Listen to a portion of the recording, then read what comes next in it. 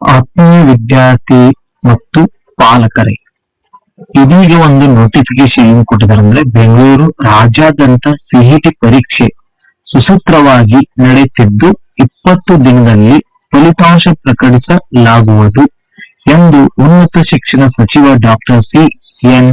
ಅಶ್ವಥ್ ನಾರಾಯಣ್ ಹೇಳಿದರು. ಬೆಂಗಳೂರಿನಲ್ಲಿ ಶನಿವಾರ ಅವರು ಶೇಷಾದ್ರಿಪುರಂ ಕಾಲೇಜಿನ ಪರೀಕ್ಷಾ ಕೇಂದ್ರಕ್ಕೆ ಭೇಟಿ ನೀಡಿದ ನಂತರ ಮಾಧ್ಯಮಗಳ ಜತೆ ಮಾತನಾಡಿ, ಈ ತಿಂಗಳ 30ಕ್ಕೆ ಪರೀಕ್ಷೆ ಮುಗಿಯುತ್ತದೆ.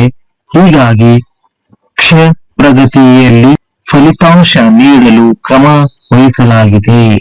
20 ದಿನಗಳಲ್ಲಿ ರಿಸಲ್ಟ್ ಪ್ರಕಟಿಸಲಾಗುವುದು.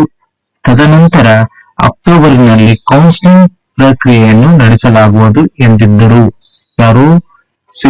ಉನ್ನತ ಶಿಕ್ಷಣ ಸಚಿವರಾದ ಡಾಕ್ಟರ್ ಸಿ.ಎನ್. ಅಶ್ವಥ್ ನಾರಾಯಣ್ ಅವರು ಏನಲ್ಲ ಸುದ್ದಿಗೋಷ್ಠಿಯಲ್ಲಿ ತಿಳಿಸಿಕೊಟ್ಟಿದ್ದಾರೆ. ಏನಿಲ್ಲ ಸ್ಟೂಡೆಂಟ್ಸ್, ಎಲ್ಲರೂ ಈಗ ಆಲ್ರೆಡಿ KCET ಎಕ್ಸಾಮ್ಸ್ ಆಗಿದೆ.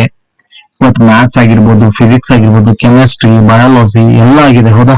ಸೊ ಯಾರ್ಯಾವ್ದು ಚಲೋ ಆಗಿದ್ರೆ ಅಂದ್ರೆ ನೀವು ಖುಷಿ ಆಗಿರ್ತದೆ. ಯಾವ್ದೋ ಒಂದ್ ಸ್ವಲ್ಪ 3 ಪೇಪರ್ ಚಲೋ ಆಗಿ 1 ಪೇಪರ್ ಸರಿಯಾಗಿಲ್ಲ ಅಂದ್ರೆ ಏನ್ ಮಾಡ್ಲಿಕ್ಕೆ ಆಗಲ್ಲ, ಅನಿವಾರ್ಯ. ಹೌದಾ? ಅದಕ್ಕ 20 ತಾರೀಕಿದಾಗ ಇನ್ನು 20 ಡೇಸ್ ವೇಟ್ ಮಾಡೋಣ, ಫಲಿತಾಂಶ ಆಗ್ತದ.